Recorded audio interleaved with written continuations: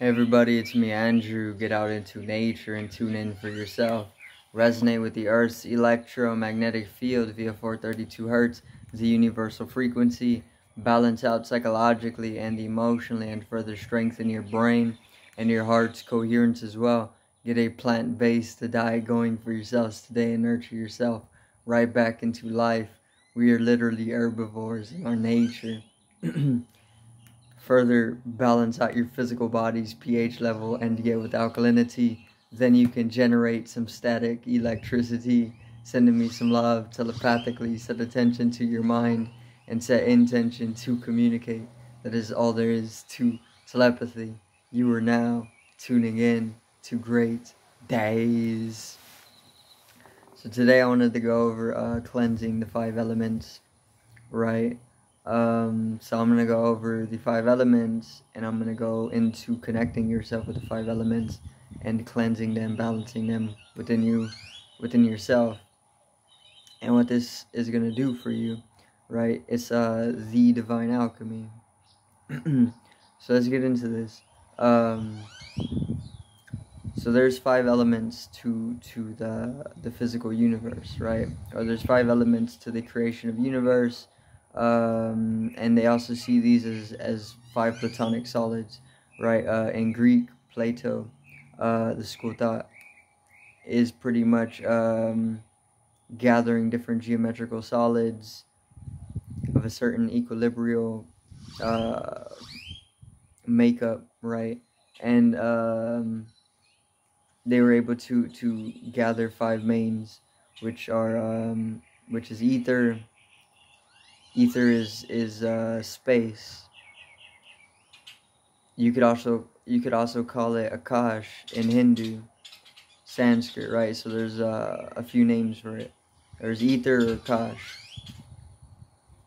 Then there's water, there's air, there's earth, and there's fire. These 4 we've already known. These 4 have been taught to us all over, right? Ether may have been talked to you about maybe in your youth, but it doesn't, in my youth I wasn't really told about ether as much, right? So it remained more of a mystery. But what you want to do is you want to connect yourself with the 5 elements, right? So because the universe is built up off of the 5 elements, and you as well, because you are the universe, you want to connect yourself with the 5 elements, and you want to clean them, you want to balance them within yourself, right? Because they can grow corrupt, and in their corrupted state, there can come imbalances, right? So in order to come back into a universal alignment, which would be absolute centricity, in a sense, you need to connect yourself with each one, and you need to cleanse them and balance them within yourselves, right? And this is why it's the divine alchemy, because it is the alignment. Since everything is geometrical, they all have a corresponding platonic solid. These are all geometrical formulations, right? So since each one is a geometrical formulation and they all build up the universe, then the universe is just a geometrical manifestation of these elements, right? Or these elemental forces. So everything is geometry, right? And you are as well. You're not excluded from it because you are the universe. You're no different from it. You grow out of the universe, or like a flower, right? A flower is a piece of the universe. You as well are a piece of the universe. So you're not excluded from it. You're also just a geometrical formulation that is comprised of the 5 elemental geometric solids, right? Which is what I just went over. So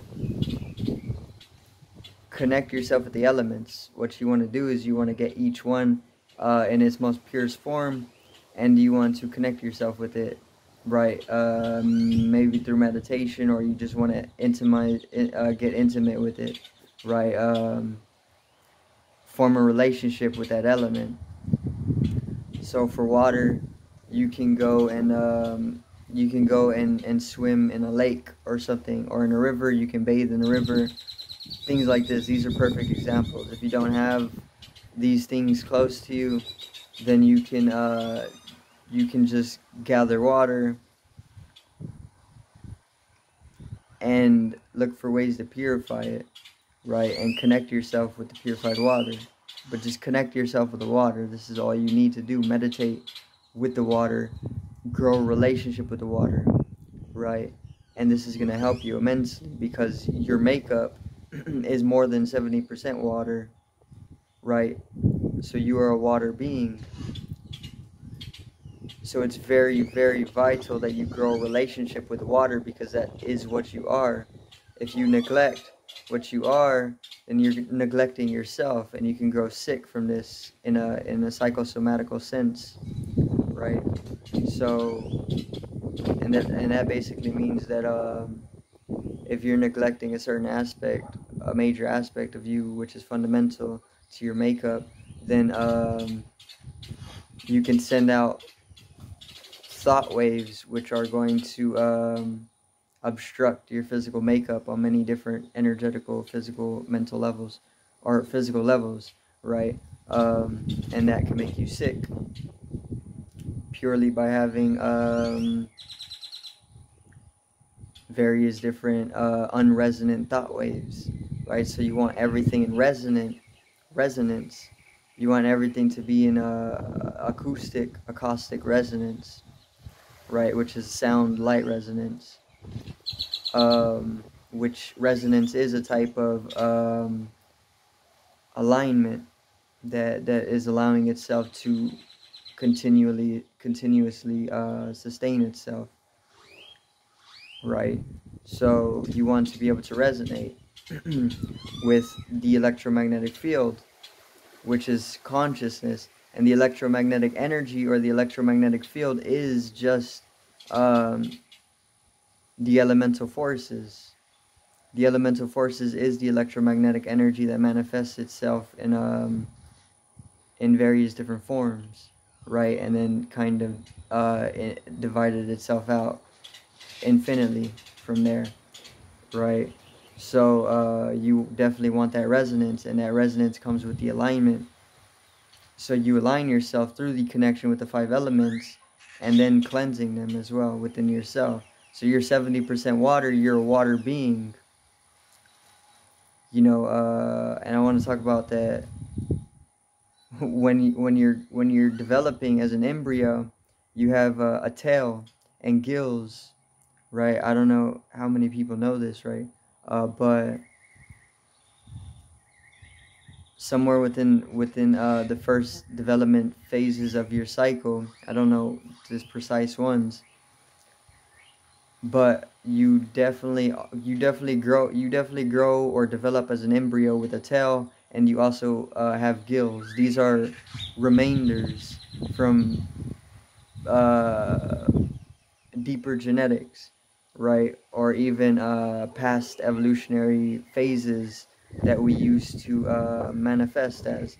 So we used to be fish people, right? And this is all within the remaining genetics. So this is why we have this special connection with water. So this is why you want a deep connection with water, because we used to live in the water. We used to live in the ocean as fish people, right? We used to have tails. We used to have gills because we were fish at one point. All right, we just went onto the land, and we continued evolving from there, right? We're also reptilians. Our phylocode, the Homo sapiens phylocode, is a reptiliomorph, because we're reptilian, right? And this is all remainder. This is all in the remaining Adishesha, or the genetic remainings, right? It's all there. You can literally, you gotta just find it yourself. But the deeper you go into it, the more that you can open it up, and the more you can experience the fact that you aren't human, but a lot of different creatures, you know, in just a formulation. So very special connection to water. You got to connect yourself with water, and then you got to form a relationship with it, right? And then you move on to each of the elements, and you do that same thing with them, right? The fire, you do it with earth, you do it with air. You can sunbathe. I want to say it's a good way to get all elements in, but you can sunbathe. Is definitely a way to connect yourself with a fire, primordial flame. Even consciousness, right? Because the sun is consciousness, or everything is consciousness. Or you can just get fire, maybe bonfire or something, and bathe in the heat of that, right? That's connecting yourself with the element of fire, and then form a relationship. Do this often, right? And commit yourself to fire, and it's gonna change you in a very healthy way, because these elemental relationships are vital for our health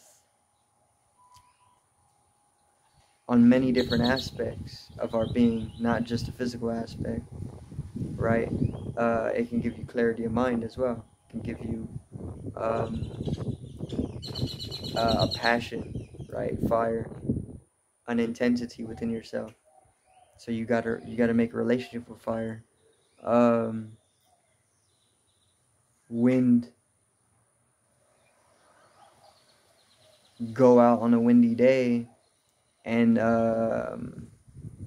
just get naked, right? Or just let the breeze kind of bathe you, right? Connect yourself with the wind. Do breath work as well. Connect yourself with prana, vayu, right?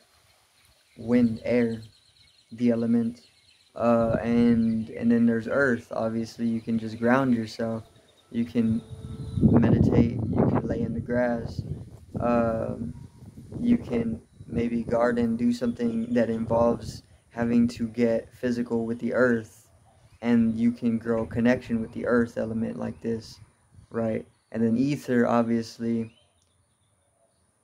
the best way I found to connect yourself with ether is to just meditate, right? Because in meditation, you can expand your spatial awareness, and expanding the spatial awareness is a type of connectivity with the element of ether, right? I also want to say that maybe sunbathing is also a good way to connect yourself with ether as well, right? Ether is very important. It's one of the most important elements, because all the other four elements emanate from the primordial ether, right? So each one has their platonic solid. Ether is a dodecahedron. Water is an icosahedron. Fire is a tetrahedron. Air is an octahedron. And earth is a cube, right? Those are the platonic solids. You can get pictures on the internet, right? But what you want to do is you want to balance them out within yourself, right? So once you start forming the connections with the elements, and once that connection is formed with them, your body is naturally going to start showing you what type of relationship it wants with the element. So then you kind of follow into that relationship, and in that relationship, the divine intelligence is already trying to tell you that